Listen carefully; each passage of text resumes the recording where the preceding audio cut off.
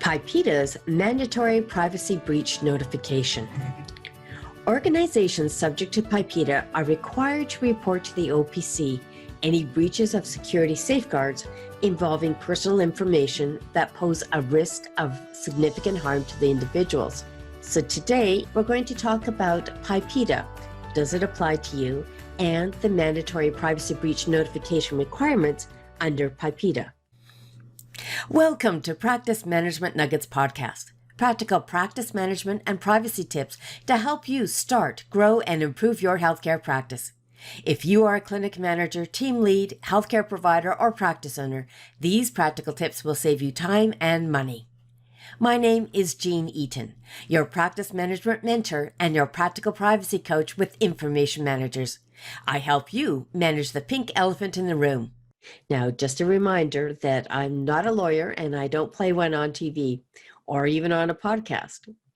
These are my resources, my responses to you based on my research and experience.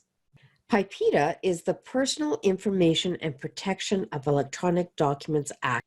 We now have 1 year of experience with PIPEDA after the mandatory privacy breach notification proclaimed in November of 2018. Today, we're going to take a look at PIPEDA's mandatory privacy breach notification process so that you can understand when you need to report a privacy breach under PIPEDA legislation. The Commissioner's Office has recently produced a report about the mandatory privacy breach reporting experiences they have had in the first year of mandatory reporting under PIPEDA. If you missed that podcast, you can go back and take a look at it now. In today's podcast, what we're going to talk about is the mandatory privacy breach reporting process that you need to have in your organization if you are required to report under PIPEDA. So exactly what is PIPEDA? Well, in a nutshell, PIPEDA is a federal law that sets out the rules for the collection, use, and disclosure of personal information in the course of those commercial activities. PIPEDA outlines 10 fair information privacy principles that businesses must follow, regardless of their size. So these are the need-to-know privacy rules and making sure that you have the appropriate safeguards around that. Does PIPEDA apply to you? Let's take a look at that. PIPEDA applies to most businesses across Canada, except in Quebec, British Columbia, and Alberta. These provinces have their own private sector laws that are quite similar to PIPEDA. But even in those provinces, PIPEDA covers federally regulated industries like transportation, telecommunications, and banking. In addition, all businesses that operate in Canada and handle personal information that crosses provincial or national borders are subject to PIPEDA, regardless of which province or territory that they're based in. All businesses in the 3 territories fall under PIPEDA. I talk about healthcare primarily, and in Alberta, we have privacy legislation called the Health Information Act that takes precedence over PIPEDA or Alberta's Personal Information Protection Act when the information talks about health information for individuals. If a business, like a physician's office in Alberta, has a privacy breach that falls under other types of information, for example, it's employee information or business information, then that triggers privacy breach notification under Alberta's privacy legislation, the Personal Information and Protection Act, which is substantially similar to PIPEDA. In BC, the Personal Information Protection Act is BC's private sector privacy laws, has been deemed substantially similar to the federal private sector privacy laws. So PIPA applies to private organizations in BC, including physician practices, and governs how the personal information about patients, employees, and volunteers may be collected, used, and disclosed. Now, if you are a business in Canada, for example, an electronic medical records business, and you have a data center in Canada where all of your clients provide their information and they store it in your data center, the vendor, the EMR vendor, falls under the PIPEDA regulations. So as an EMR vendor, because you have personally identifying information that crosses those provincial boundaries, the organization of that EMR vendor is responsive to the PIPEDA legislation. Now, they may be responsive to other legislation as well, but PIPEDA would also apply to them. If you are an EMR vendor, you do not directly comply with the Health Information Act in Alberta, because that applies only to custodians. However, as an information manager of a custodian, you have some obligations under the Health Information Act, but that does not mean that you don't have obligations under PIPEDA. We're going to take a look at the PIPEDA legislation across Canada. So it will apply to many healthcare practices, but more importantly, it will apply to the businesses that support healthcare practices. So let's take a look at what information would be included under PIPEDA. PIPEDA includes personal information. So personal information is more than just a name or an address. It's information about an identifiable individual. It is information that can be combined with other information, can identify a person. It can be a person's age, ethnicity, medical information, credit card number, or even an income level. It might also include their IP address or their internet protocol address or their website or email information. Personal information does not include information about a business. Personal information does not include information that's made anonymous. Privacy is important to all of us. Those small businesses may have a small number of employees. Given the nature of our digital economy, they can handle vast amounts of personal information. So if you are an individual in Canada, we think that our personally identifying health information is important, but so is the rest of our other information, our employee information, our client information, our financial information when we make a purchase. All of that is something that is important to us. Regular surveys done by the Office of the Privacy Commissioner suggest that small businesses tend to be less aware of their privacy responsibilities than larger organizations. In 2017, 65% of large organizations with more than 100 employees indicated that they were privacy aware, but only 43% of small businesses indicated that they were privacy aware.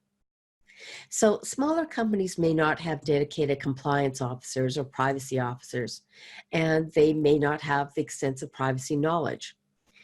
The compliance challenge for smaller organizations is made more difficult by the limited human and sometimes the financial resources that they have and the gap in the knowledge about the privacy obligations. Lack of awareness can potentially lead to complaints about your business, which again may have an impact on your business's reputation. So let's talk about privacy breaches. Now, privacy breaches are important to us because we have legislation that means that we have to comply with that legislation. But privacy breaches also have a negative impact to our business because it takes time, it takes resources to manage a privacy breach, and it has a huge impact to the reputation of an organization. Now, new regulations in PIPEDA came into force in November of 2018 regarding breaches of security safeguards. These regulations under PIPEDA require businesses to keep track of any and all breaches of security safeguards and to report any breach with a real risk of significant harm to the OPC and to any affected customers. Office of the Privacy Commissioner of Canada wants you to report a breach that could potentially harm your customers directly to the OPC office. But there are other procedures that you need to know about and other people that you may need to notify. So let's take a look about what exactly is a privacy breach. So a privacy breach occurs when there is an unauthorized access to or the collection, use, disclosure, or disposal of personal information. So there are many things that could qualify as a privacy breach. If you have a financial transaction that has with a client that's been exposed and now is publicly available on your website, that's a privacy breach. If you have somebody in your organization who has a job to do and they have access to personally identifying information as part of their job, but they use it for something else other than their job, that's snooping, and that is a privacy breach. There are many examples about what is a privacy breach, but anything that you should not have had authorized access to or have used that information inappropriately is considered a privacy breach. Also, it includes looking at information that you don't have a need to know, even if you haven't shared that information with anybody else. So if we're an EMR vendor or some other type of a software vendor that has access to health information to help their custodians, their clients provide healthcare services, but yet you have a staff person who is looking at that information inappropriately, then that's a privacy breach, and the EMR vendor needs to notify the custodians and notify the individuals with the custodian's assistance. So if you have a transaction as an EMR vendor that has been breached, perhaps there's a security compromise. Maybe that secure website is no longer secure, or there's a backdoor hack into your organization. As an organization, you have a responsibility to report that to the custodians that who collected that information. But as a business, you also have a responsibility to report that privacy breach to the Office of the Privacy Commissioner. So what does a privacy breach reporting process under PIPEDA look like? Well, the new regulations in November 2018 require notification and monitoring about breaches of security safeguards. So the first thing is that you need to keep records. You need to know where all that personally identifiable information is. And you need to know what are the safeguards that you have around it. If there is a breach of those security safeguards, you need to record that. So even if there is a breach of a safeguard that nobody has exploited, you still need to record that you have identified that there is a potential risk and what you've done to be able to manage that risk and prevent that from happening again. The next requirement is that the business needs to identify the risk of significant harm, or ROSH. And I'm going to get into more details about that later. So the risk of harm is a test that identifies that if this information had been made available, what type of harm could happen to that individual. And when it reaches that threshold, then you need to notify the commissioner's office that you have a privacy breach and it has reached that threshold of ROSH. So you need to report that to the commissioner's office, the Office of the Privacy Commissioner of Canada. Or if you're in Alberta, BC, or Quebec, you need to report that to the provincial privacy commissioners. You also need to notify other people about that privacy breach. So you might need to notify the clients. So if you're an electronic medical record vendor or another vendor that's providing a service to healthcare providers, you would need to notify your healthcare providers, those clients that you have in your organization. Now, you might also have an obligation to notify the individuals that have been affected by that breach. So that might include notifying patients or not. In your information manager agreement in Alberta, then you will have some clear precedent and expectations about whether or not a vendor should notify the patients directly about a privacy breach. If that is something that a custodian or the healthcare provider is going to assume that responsibility or act as the middleman, those are things that are important steps that you need to identify in your information manager agreement. If you need some more help about understanding an information manager agreement, you can follow the links in our show notes and see the practice management success tip from information managers. So that practice management success tip is available at informationmanagers.ca/top-3. That's the number 3, top 3. So let's talk about ROSH. Under the PIPEDA legislation, the risk of significant harm is a requirement under PIPEDA. As an accountable organization, you need to develop a framework for assessing the real risk of significant harm. This will ensure that all breaches are assessed consistently. The factors that are relevant to determining whether a breach of security safeguards creates a real risk of significant harm to the individual include the sensitivity of that personal information in the breach, and the probability that the personal information has been, is being, or will be misused. As part of your assessment, you should also consider the following: the type of information. So some information is considered more sensitive than others. Now, we have to assume that if there is personally identifying information, that it is sensitive information. What you might consider as sensitive information, someone else may consider something different. So we all know that you should never ask a woman about her age or her weight. So if that information is breached, that might be something that that person would consider significant information and have a significant harm.